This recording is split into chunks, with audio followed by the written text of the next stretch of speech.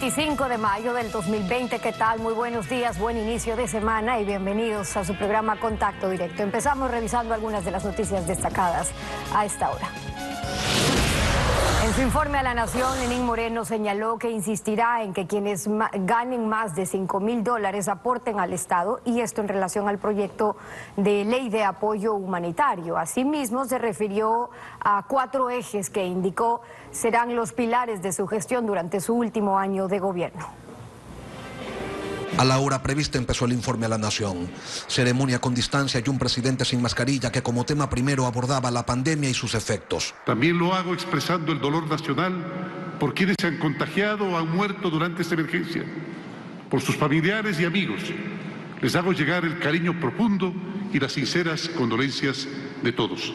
Poco había pasado desde el inicio del informe y Moreno defendía su estilo de gobierno, que 3 años lo ha llevado y que no va a cambiar ahora. Les hablo a aquellos que confunden liderazgo con autoritarismo, aquellos que exigen golpes en la mesa, que exigen bravuconerías.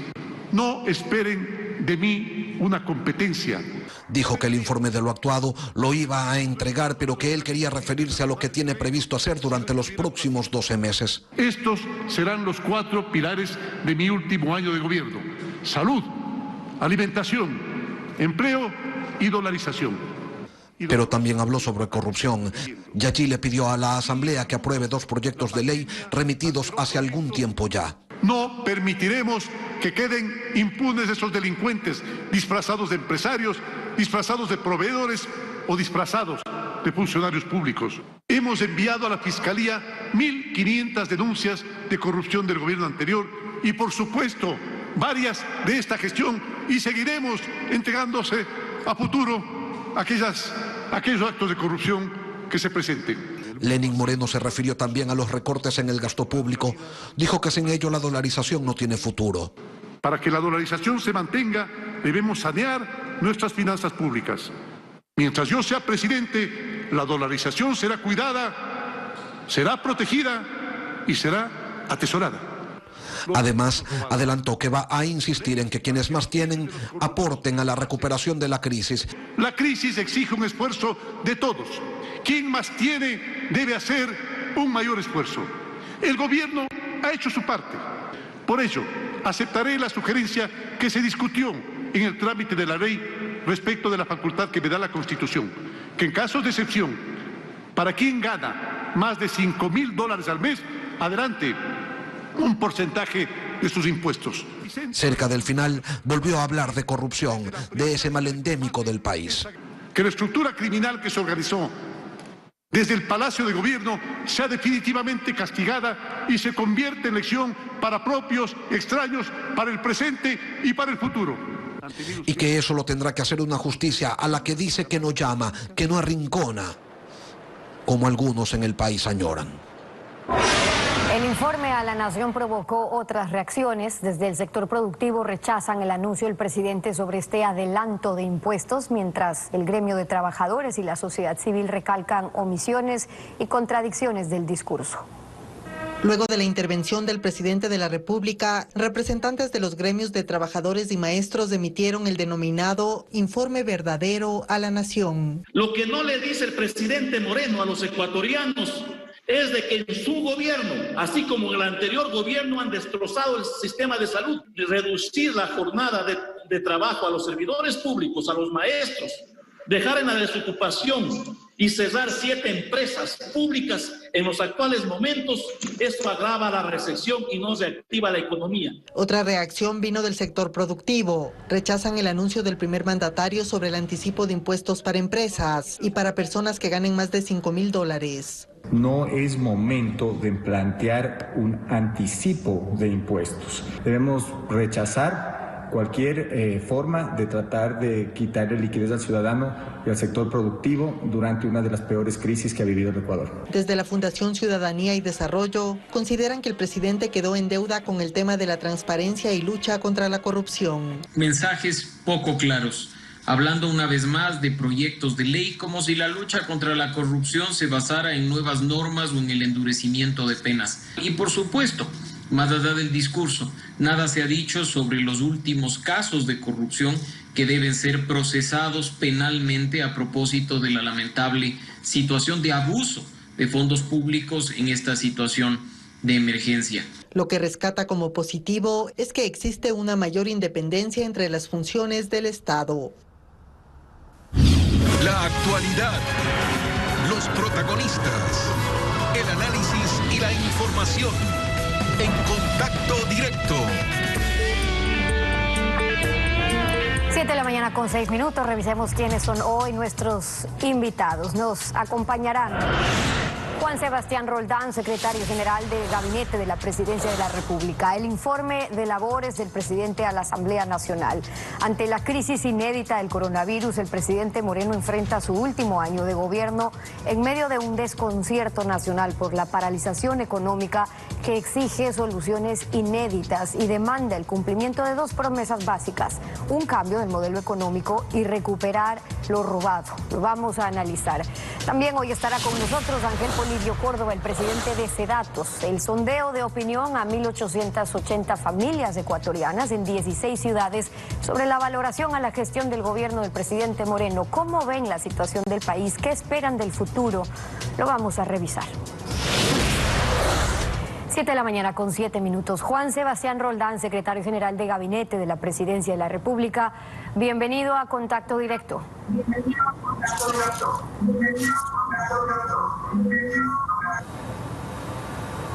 Juan Sebastián, ¿nos escucha ahí? Bueno, vamos a recuperar ese... No le escucho, perdóneme, hay un problema con el audio. No hay problema, no se preocupe, vamos a recuperar esa conexión y esa señal de audio cuando son las 7:07 de la mañana.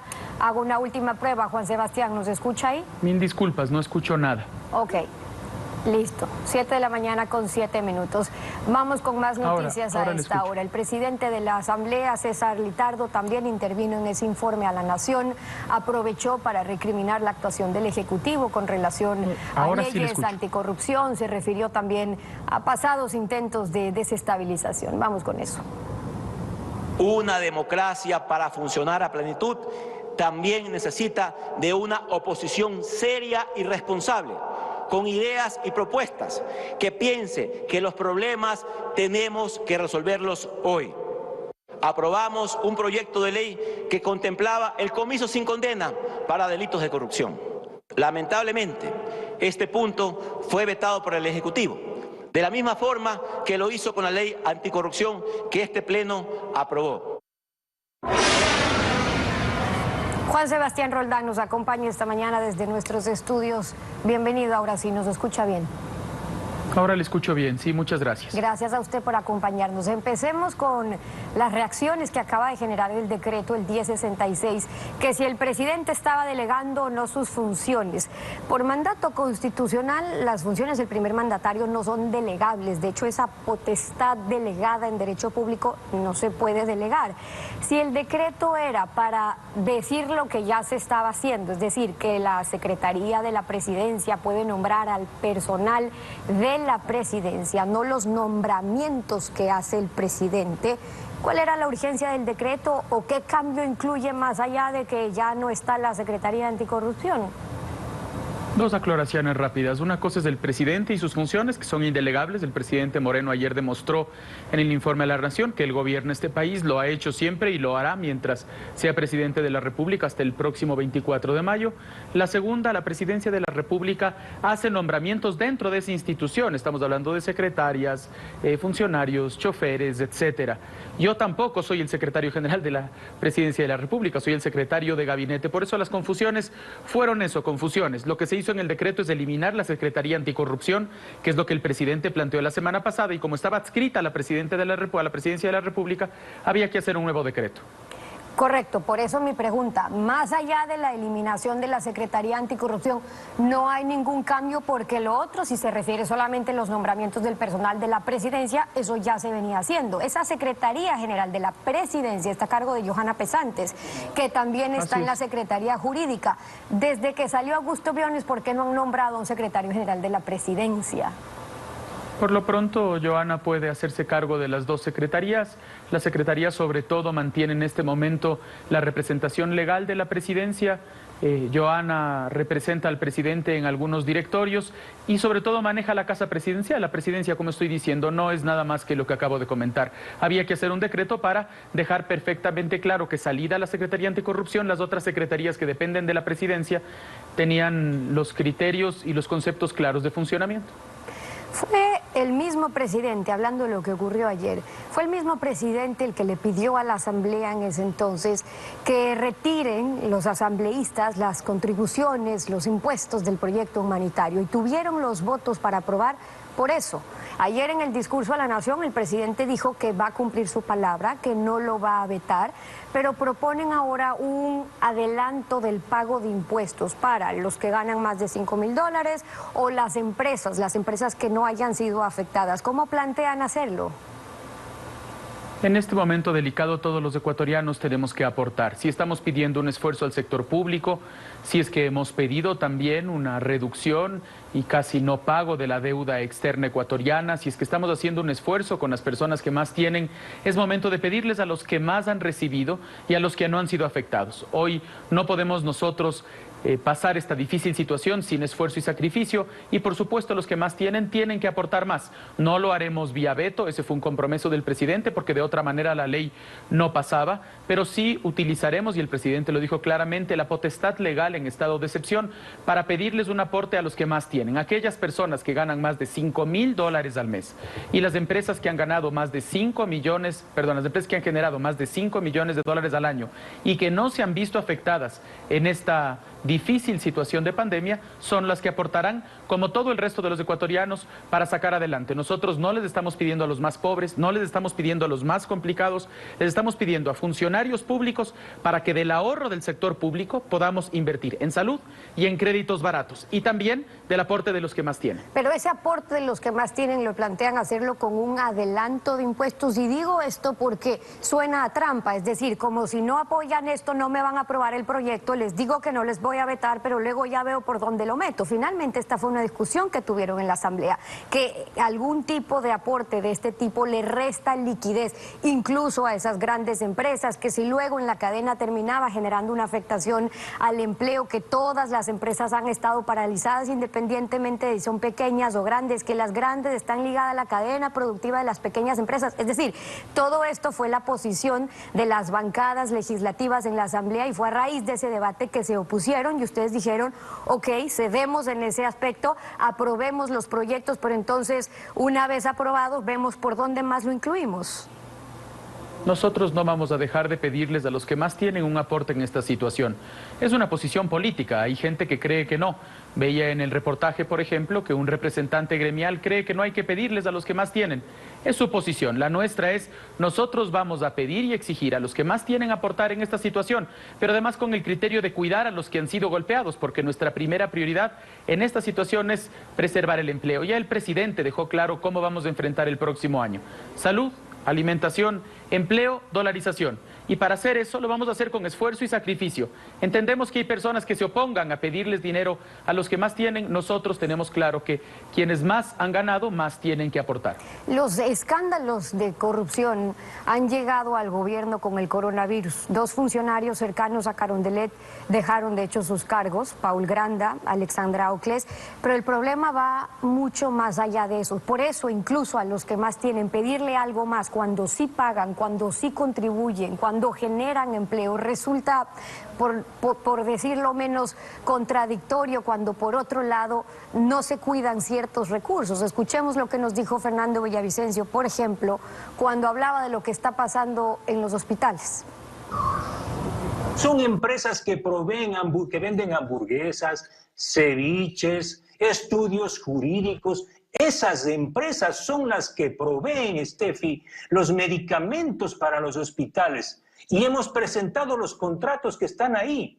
Y mucho más, en los hospitales del Ministerio de Salud están las evidencias presentadas de que hubo un pacto político con los partidos que están dominando la Asamblea Nacional. Los hospitales de la provincia de Manabí, de Portoviejo, donde no hay mascarillas, donde no hay insumos. Esos hospitales fueron repartidos a los asambleístas de la provincia de Manabí.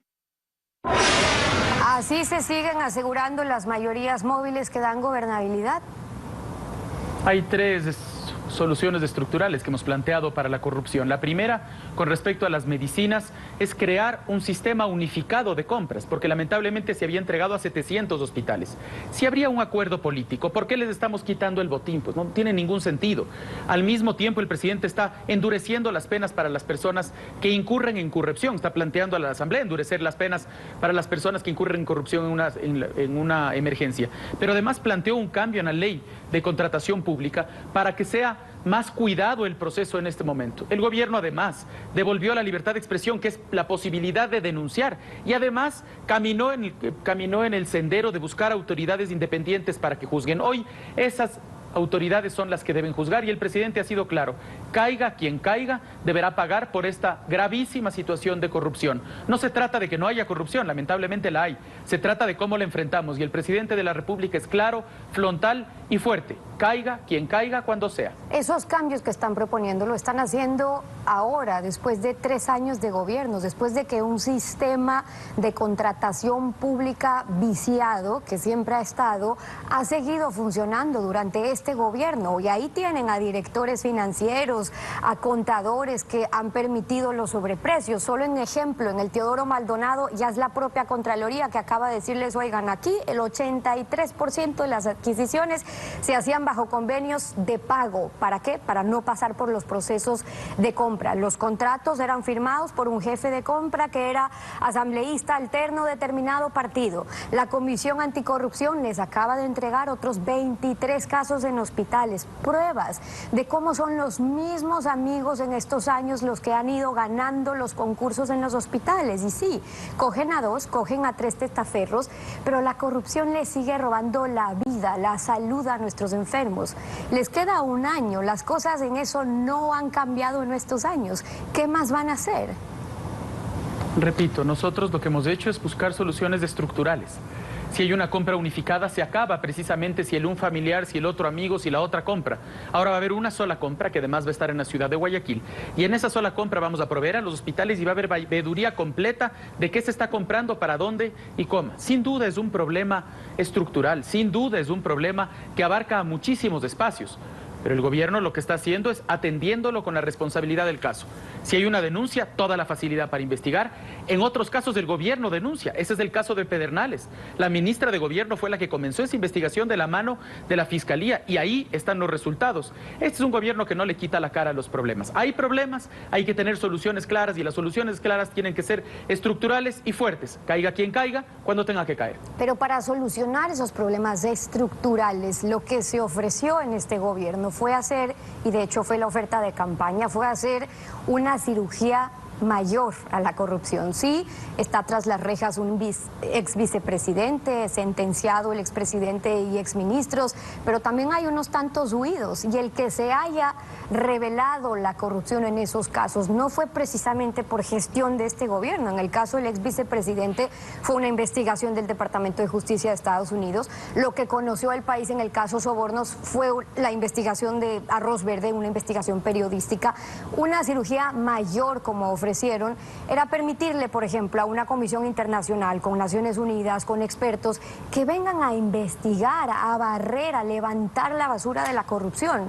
Eso lo ofrecieron y no lo han hecho. ¿Lo van a hacer? A nosotros nos correspondía darle todas las facilidades a la comisión, que es lo que hemos hecho. Lo que haga esa comisión es independiente. Nosotros tenemos como estas contradicciones: pedir independencia y luego pedirle al gobierno que se haga cargo. El gobierno lo que hace es denunciar y entrega a las autoridades. Eso hemos hecho. El gobierno facilita a la comisión trabajar. Eso ha hecho. En Honduras y Guatemala tomó 2 años la una y 4 años la otra comisión. A nosotros nos corresponde presentar una ley, lo hicimos en el 2018, para poder entregar facilidades a los posibles delatores. Entregar otra ley lo hicimos en el 2019 para la extinción de dominio. Hay que pedirles a las autoridades del caso, a la Asamblea, por ejemplo, que procese rápidamente esos proyectos de ley para para que eso se vuelva realidad. Pero nosotros no hemos parado, estamos presentando nuevos proyectos de ley, seguimos denunciando, seguimos presentando actos de corrupción. Es la Fiscalía la que tiene que acusar, los jueces los que tienen que condenar y la Procuraduría con esas instituciones las que tienen que devolver el dinero al país. Nosotros, como dijo el presidente, estaremos de la mano de todos ellos porque es una batalla que le concierne al Ecuador y vamos a seguir adelante mientras seamos gobierno. Con independencia de lo que le respecta a cada función, sí, pero si venía una comisión internacional, por ejemplo, y que quería investigar, pero si ahí alegan la soberanía, que no puede investigar y entonces no se permiten todos aquellos procesos en los que ustedes dicen nosotros facilitamos. Si se hubiera facilitado, ¿qué pasó con esa comisión? Estuvieron 3 meses, creo que hicieron normas y no sirvió para nada, o por lo menos poco o nada se supo de algo que hayan podido investigar o revelar al país después de haber estado 3 meses acá. Yo tengo 2 criterios y aquí le voy a hablar en términos personales. El primero, no personal, sino institucional. La Comisión depende de Naciones Unidas. Hay que preguntarle a la Comisión qué ha pasado en este proceso con Naciones Unidas. Segundo, sí, un término personal. Yo creo que hoy tenemos instituciones independientes que pueden hacer un trabajo mejor que cualquier comisión internacional. Mire la fiscal, mire los jueces, mire el contralor, mire el procurador, mire esa Corte Constitucional. Son de primera. ¿De dónde salieron? De una consulta popular y de un consejo de participación transitorio en el que el presidente nombró, el presidente Lenín Moreno nombró gente honesta, proba, que no respondía a él. Eso hizo que ese consejo nombre gente proba, independiente, que está haciendo su trabajo. El Ecuador está viviendo una situación difícil, no se puede negar, una situación difícil de corrupción, una situación difícil económica, y hoy nos corresponde a todos sacar adelante al país como corresponde, con sacrificio, con esfuerzo, con la fuerza que los ecuatorianos tenemos dentro para hacerlo. Lo que pasa es que cuando la corrupción le cuesta tanto al país se necesitan nuevas prácticas, y para que haya una ruptura con esas viejas prácticas del pasado, ruptura como es el movimiento, es interrumpir, es romper con lo que tanto se ha criticado, es impulsar una nueva forma de hacer política, pero siguen repartiendo cuotas políticas. Vemos lo que se está denunciando en los hospitales, vemos lo que pasa en las embajadas, en los consulados, en los cargos públicos. O sea, casualmente los familiares de ministros, de asambleístas, de aliados de país son los más aptos para manejar las oficinas comerciales, las embajadas en Francia, en Hungría, en México, en España, en Canadá, en Nueva York. O sea, si eso no es seguir repartiendo, entonces ¿qué es? Hagamos una separación que además creo que es legal, ¿no es cierto? Una cuota política existe en el servicio exterior. Otra cosa es que no existen acuerdos con ninguna organización política en ningún hospital. Es algo que se repite y se repite. Si es que alguien tiene las pruebas, tiene que ir y probarlo. Pero les han tiene que entregar en la fiscalía esas pruebas. ¿Qué partidos políticos responden? ¿Quiénes contrataban? ¿Asesores de quién? Solo permítame, si es tan amable. Si usted me permite responderle, puedo explicarle los 2 criterios que usted está confundiendo. Por un lado, no hay ningún acuerdo político en ningún hospital. Si se prueba, quien lo haya hecho, que se vaya a la cárcel. Segundo, en la ley de servicio exterior hay un 20% de cuota que le permite al presidente nombrar personas que cumplan las mejores funciones sin que sean de carrera diplomática. Lo que hay que hacer es analizar cómo están cumpliendo las funciones esas personas y las de carrera diplomática para decidir si se quedan o no. Habrá que ver, por ejemplo, quién ha logrado $600 millones de inversión en la Embajada de España, quién ha logrado $600.000 de aporte en esta crisis, 51 respiradores, porque claramente con lo que tenemos que hacer es no mirar quién está en qué cargo, sino cómo lo cumple. Si es que hay problemas, esa persona tiene que salir, igual que yo. El presidente me ha nombrado a mí porque cree que tengo las características como para poder cumplir la Secretaría de Gabinete. Si lo hago mal, me tiene que sacar. Pero lamentablemente se están confundiendo las cosas. Una cosa es lo que la ley habilita en cuota política y una cosa distinta es que se estén entregando, que no se está haciendo, cuotas políticas en otro tipo de espacios del gobierno. Y si bien existe ese porcentaje, ese 20% legal que responde a una cuota política, por eso mi pregunta claramente decía, qué casualidad que justamente los más aptos, los mejores para manejar temas de comercio exterior, temas de consulados, de viceministerios, de embajadas, sean todos o la gran mayoría de ese porcentaje de cuota política familiares o allegados a Alianza País o a ministros o asambleístas. Perdóneme que le pregunte, cuando el presidente tiene la potestad política de nombrar personas, ¿a quién nombra? ¿A quienes conoce o a quienes desconoce? ¿A quienes han trabajado con él en el pasado o a quienes no han trabajado con él en el pasado? Cualquier presidente del Ecuador o cualquier presidente de otro país, nombra a quien conocía previamente, nombra a quien viene del partido del que es parte. Creo que hay que hacer una diferencia clara y aquí claramente tenemos una diferencia. Ahora, Dejando eso en claro sobre la posición, porque quiénes son los más aptos puede distanciar un poco sobre esos conceptos, pero esta crisis, y usted bien lo dice, la crisis que atraviesa nuestro país es inédita y por eso es que se necesitan respuestas inéditas en limpiar la corrupción, pero también en el manejo económico. Y sobre eso último, las pérdidas, más el déficit, ya hablamos de que podría superar los 12.000 millones de dólares este año y no alcanza si no es con una buena reestructuración de la deuda, con lo que está pendiente en agosto, o llegando al Fondo Monetario Internacional para más, para ampliar ese apoyo económico. ¿Se está intentando llegar a eso? Hablemos de cambios estructurales, en temas de corrupción, compra unificada, en temas de corrupción, instituciones independientes, en temas de corrupción, una prensa libre sin ley mordaza que les golpee para poder hacerlo. En temas económicos, un cambio y un giro. Estamos hoy día trabajando con los multilaterales nos dan créditos al 1,05% como el último crédito que nos dio el Fondo Monetario Internacional, pero además cambio estructural. Ahorro en el Estado para poder invertir en salud, para poder dar créditos como el crédito que comienza hoy día en el Banco del Pacífico, Reactívate Ecuador, al 5% a 36 meses plazos con 6 meses de gracia. Esos son cambios estructurales. Se hizo un cambio estructural en el Ecuador y nadie lo niega en democracia. Vivimos otro país. Cambio estructural en libertad de expresión, nadie lo niega. Cambio estructural en relaciones internacionales que nos permite tener esa relación con los multilaterales. Y ahora cambio estructural en camino de la prosperidad. Ahorro en el Estado, un esfuerzo de los miembros del Estado, en este caso específico, no es votar a gente inmisericordiamente, no, es pedirles a los maestros un esfuerzo para no sacar maestros, pero sobre esa base, ese ahorro, invertirlo en salud, que van a sumar a los 650 millones de dólares que ya invertimos y 1.000 millones de dólares en un fondo de créditos para las micro, pequeñas y medianas empresas. Y ahora, con lo que dijo el presidente, un esfuerzo de los que más tienen para poder invertir en salud y para poder invertir en criterios humanitarios como dar de comer, que es lo que hemos hecho los últimos 2 meses. El secretario general del Gabinete de la Presidencia de la República, Juan Sebastián Roldán, acompañándonos en Contacto Directo. Muchas gracias por haber estado con nosotros. Muchas gracias. 7 de la mañana con 27 minutos.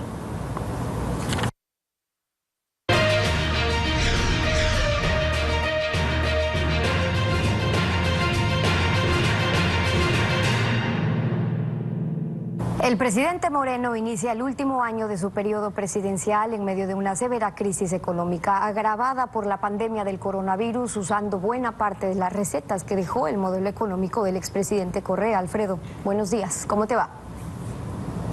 Buen día, Steffi. Buenos días a todos. Lenín Moreno alcanzó la cúspide con la consulta popular 2018 después del último triunfo del Estado candidato. Con un país dividido al borde del levantamiento, tuvo la sensibilidad de atender la reacción popular y rectificar rodeado de correístas. Sacó de la jaula a la libertad de expresión. El vicepresidente que entronizó el dictador fue sentenciado por corrupción y perdió el cargo en medio de denuncias de Moreno de una nunca antes vista organización criminal apoderada del Estado. Además ofreció un cambio sustancial, nunca concretado, que resetea la historia en la actual catástrofe.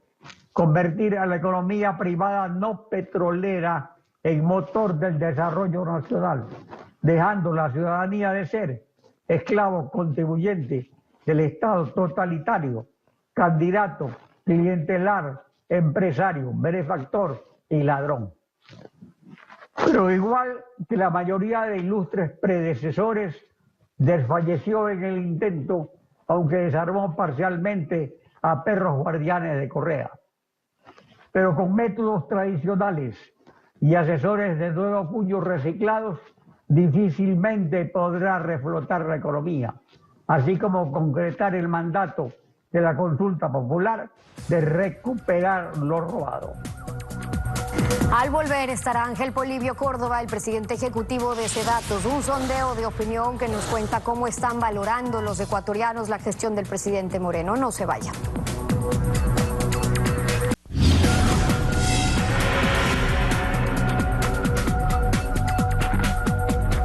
Sobre el entorno social que rodea la presentación del informe de labores del presidente Moreno un año antes de concluir su mandato, SEDATOS hace una evaluación en base a entrevistas mensuales telefónicas, 1.880 en 16 ciudades. Ángel Polibio Córdoba, presidente ejecutivo de SEDATOS, bienvenido a Contacto Directo. Con todo gusto, Steffi. Un saludo a usted y a todo el país. Buenos días también. El contexto social en el que se da esta encuesta, una catástrofe sanitaria, la paralización de la economía nacional, un enorme déficit fiscal y sobreendeudamiento. ¿El país va por buen camino? ¿Qué responde el sondeo cuando le preguntan eso? Sí, esta es una pregunta que nosotros la hacemos permanentemente. Y pues cuando cumple el presidente 3 años, vemos que hay una gran diferencia entre lo que decía el país cuando inició su gestión el licenciado Moreno, que decía que va por buen camino, decía vamos bien, vamos con 50% de optimismo en ese sentido, pero hemos visto pues que ha bajado de tal manera que al año ya estaba en un 31% de aquellos que decía que va por buen camino. A mayo 19, 18%. Entonces, a mayo del año, digamos, a abril de este año, vemos que está en 6%, 6.3% de aquellos que dicen que vamos por buen camino. Y ahora, al 10 de mayo, solamente el 5% dice que va por buen camino. El 85% dice que vamos por mal camino. Eso es entonces una demostración de que la población no encuentra, que está pues el país yendo por aquel camino que se quisiera que vaya. ¿Qué dicen sobre qué esperan del futuro más bien? Y del futuro, desde luego. En pocas palabras les decimos, ¿cómo se siente usted? ¿Se siente optimista? ¿Se siente pesimista? Cuando comenzó el gobierno había un 52% de optimismo. Decía que me siento esperanzado, nos sentimos entusiasmados. Pero claro, viene el tiempo, se viene el diálogo, por ejemplo, en los primeros días, en los primeros meses, hizo que incluso se mantenga ese espíritu de optimismo. Pero ya para después, para el próximo el año 2008, las personas que creían que vamos por un camino de optimismo, de esperanza, bajó al 22%. Y en una sola palabra la gente decía, en un 70%, estamos pesimistas, preocupados, inciertos, tristes. Para mayo 19, del año anterior, tenemos que también ese optimismo bajó al 20% y el pesimismo al 78%. Y para este año, claro, después de la pandemia, después del problema tan grave que se nos vino, no solamente al Ecuador, sino al mundo, el 81% se encuentra pesimista, se encuentra preocupado, incierto. Ahora, triste. ese pesimismo viene de la mano también de las circunstancias o en muchos casos de las pérdidas de empleo. Ustedes le preguntaron que si alguien cercano a su familia o ellos mismos habían perdido el trabajo en los últimos 2 meses y qué resultados tuvieron. Esa es también una pregunta que nosotros la hacemos constantemente, porque el primer problema que la población siempre ubica es la falta de empleo, la situación económica, la situación de pobreza. Entonces, bueno, en mayo 17, cuando comenzó el presidente, decía pues que alrededor de un 44% sí había perdido a alguien su empleo. Pero esto, conforme avanza, vemos que llega en el mes de octubre del año anterior, el 48% que había perdido su trabajo. Y ahora, en mayo, 60% dice, sí, alguien cercano a mi familia o yo mismo hemos perdido el trabajo. Que haya 60 de cada 100 personas que dentro de su contexto de hogar haya perdido un empleo, eso hace que entonces las cosas no están como se las dice, como se habla, como se las difunde, sino que la realidad que vive el hogar es esta. que se encuentra en una situación tal que no sabe qué es lo que le va a pasar. 60% quiere que entonces, ojalá encuentren un trabajo en el tiempo menor posible. ¿Cómo evalúan la gestión presidencial? ¿La aprueban o desaprueban hoy? Claro, como resultado de todo lo que acabamos de analizar. El presidente comenzó con una aprobación muy importante. 66%, cuando él comenzó, decía, la gestión del presidente vale la pena. Vino el diálogo inmediatamente. En agosto del año 2017 subió a 77%. O sea, se sentía muy bien. Pero bueno, no se cumplía ese diálogo, no se cumplían los cumplimientos de lo que se habían hecho, las ofertas de campaña. Esos 250.000 empleos por año estaban lejos de ser la realidad que quería la gente. Y la aprobación del presidente en octubre del año pasado bajó a 8%. 8%, cerca solamente, con un punto de diferencia del 7% con que se cayó Bucaram y también Maguad en el año 96 y en el año 2000. Y ahora tenemos que un 18.7% de la población aprueba la gestión del presidente. No lo decimos nosotros, lo dice la población. Y si vamos incluso a algo que también corrobora o ratifica la credibilidad en la palabra del presidente. Y preguntaron específicamente si le creen o no le creen al presidente. Exactamente. Y le creen al presidente. Cuando comenzó el presidente, 63%. En agosto del mes del año 2017, 67%. Tenía indicadores que no se habían observado, incluso a lo largo de todos los años anteriores, desde el año 1979 hasta la fecha. En octubre, esa credibilidad bajó a 10% en octubre del año pasado. Subió, claro, después de los problemas de octubre, subió al 21%, pero nuevamente, para mayo, en este mes, el 14.7% es de los que le creen al presidente. Eso es preocupante. El presidente lo que tiene que hacer es una persona en quien confíe la población, que crea que lo que le está diciendo es la realidad. Ahora, en ese contexto, ¿qué tan interesados están los encuestados en las próximas elecciones cuando les consultaron sobre eso? Una pregunta sencilla. ¿Qué tan interesado está usted aunque ya venga un nuevo gobierno al Ecuador? Antes de la pandemia, teníamos que un 65% decía sí, estamos interesados que venga un nuevo gobierno. Ahora, el 71% está interesado en que llegue un nuevo gobierno. Entonces, esto quiere decir que la población no es que está en contra de la democracia. Eso tenemos que anotar muy bien. La población defiende la democracia, defiende la dolarización, por ejemplo. Casi el 90% dice, tenemos que defender la dolarización, que es uno de los objetivos del gobierno. Muy bien. Pero también un 71% dice, queremos que venga ya un nuevo gobierno. Entonces, es lo que espera la gente. Ahora, ¿qué pasó con el voto de los indecisos sobre las elecciones del 2021 antes de la cuarentena o incluso en octubre y luego ya en mayo de este año?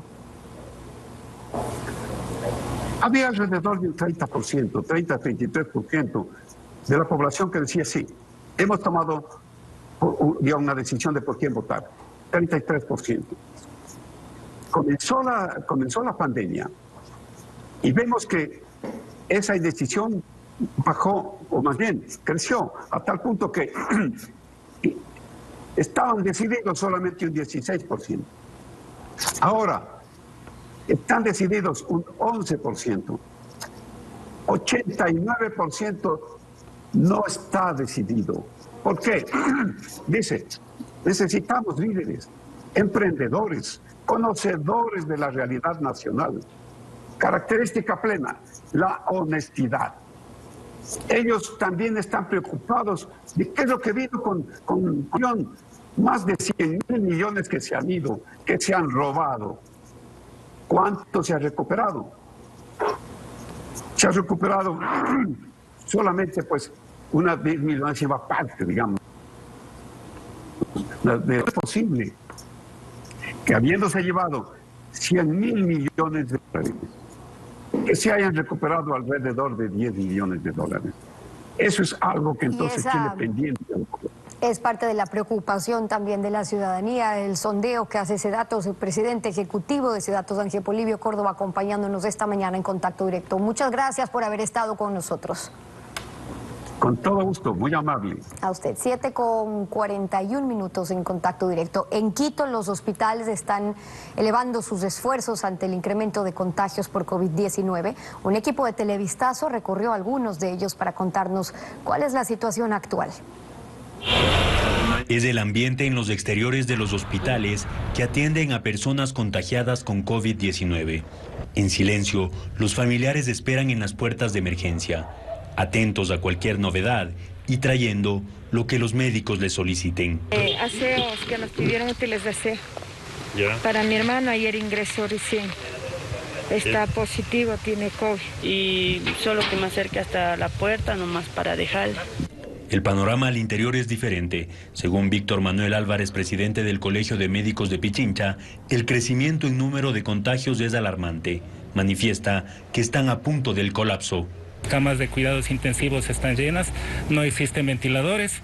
En los hospitales del sistema público, Pablo Arturo Suárez, Hospital Enrique Garcés y el Hospital Eugenio Espejo, están en bordes alarmantes con la cobertura en cuidados intensivos y hospitalización llegando ya casi al límite. Álvarez indica que no es el momento de cambiar el semáforo a color amarillo, debido a que técnicamente los profesionales de la salud todavía tienen problemas en cuanto a implementos de protección y equipos técnicos. Según el gremio, el personal médico se ha reducido en la capital durante la emergencia y no solo nos referimos a los 4 galenos fallecidos que registra el Colegio de Médicos de Pichincha, sino a quienes se contagiaron de COVID-19, pero a falta del resultado del test que indique la negatividad, no pueden volver a trabajar. Tenemos represamiento de las pruebas que han sido tanto diagnósticas como para alta epidemiológica, que se les ha tomado el 6 de mayo y hasta la presente fecha, 24 de mayo, no llegan los resultados. Quienes aguardan en las afueras de los hospitales nos cuentan que nadie se ha preocupado por el cerco epidemiológico de las familias de los pacientes. Solicitamos una versión sobre el tema tanto a la Secretaría de Salud del municipio como al Ministerio de Salud, pero nos indicaron que están trabajando y nos atenderán el martes. Con eso estamos concluyendo esta emisión de Contacto Directo. A ustedes, como siempre. Gracias, su confianza y sintonía. Ya viene Televistazo en la comunidad. Quédese con nosotros.